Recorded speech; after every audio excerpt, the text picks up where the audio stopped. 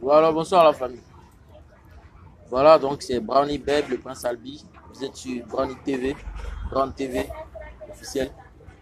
Voilà, d'accord. Donc, c'est actuellement tout le monde sait, hein, c'est concernant l'affaire ivoiro-française. Voilà, donc, bon, c'est pas qu'on raconte, hein, c'est la vérité. Tout le monde voit bien que euh, les Ivoiriens veulent reconstruire carrément Notre-Dame de Paris. Les Ivoiriens veulent reconstruire ça.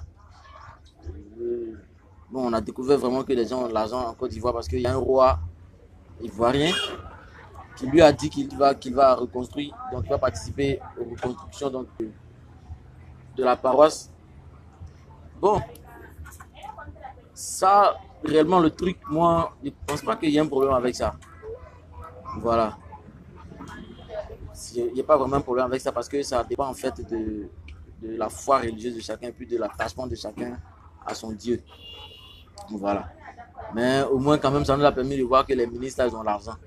Parce que ils ont donné chacun 1 milliard, 1 milliard.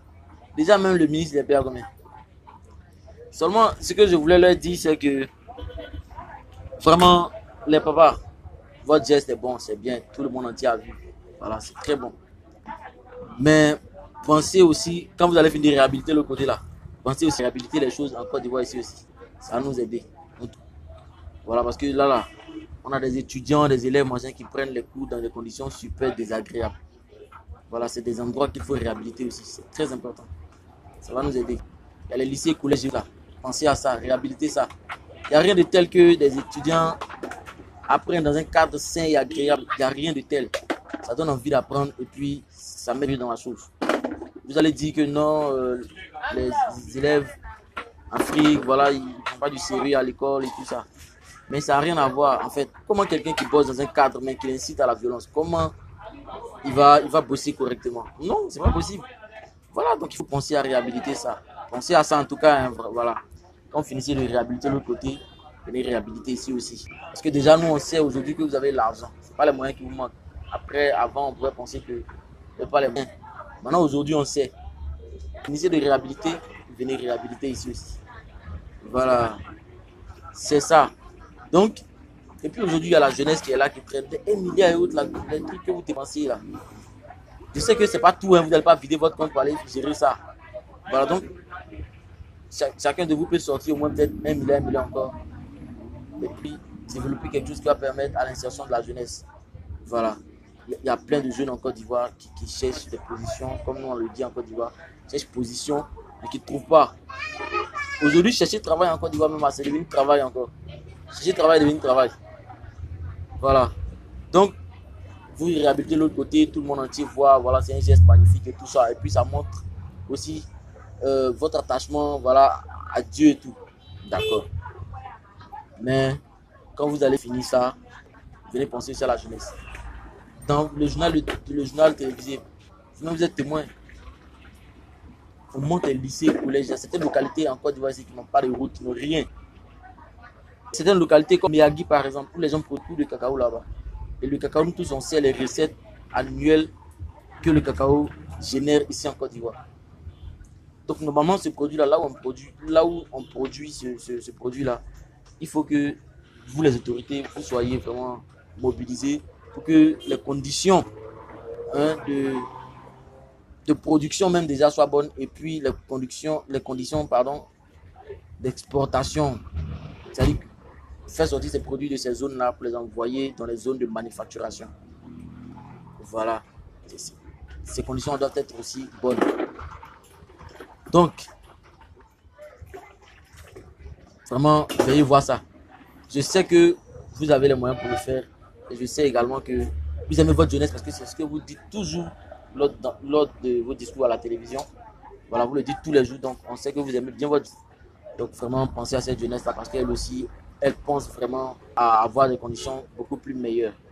Voilà. Donc, il faut penser à cette jeunesse. Et puis, voilà, que cette jeunesse puisse vraiment penser à vous. Voilà, parce qu'aujourd'hui, on a quand même des gens à qui on pense, des gens qu'on aura perdus il y a bien longtemps, des hommes politiques et tout ça, mais à qui on pense encore toujours aujourd'hui. Et ces gens-là, on pense à eux parce qu'ils ont pensé quelque part à la jeunesse. Voilà. Vous avez été les jeunes de certaines personnes aujourd'hui à qui vous pensez toujours. Parce que ceux-là auront eu fait quelque chose pour vous. Donc, faites de même pour nous. Voilà.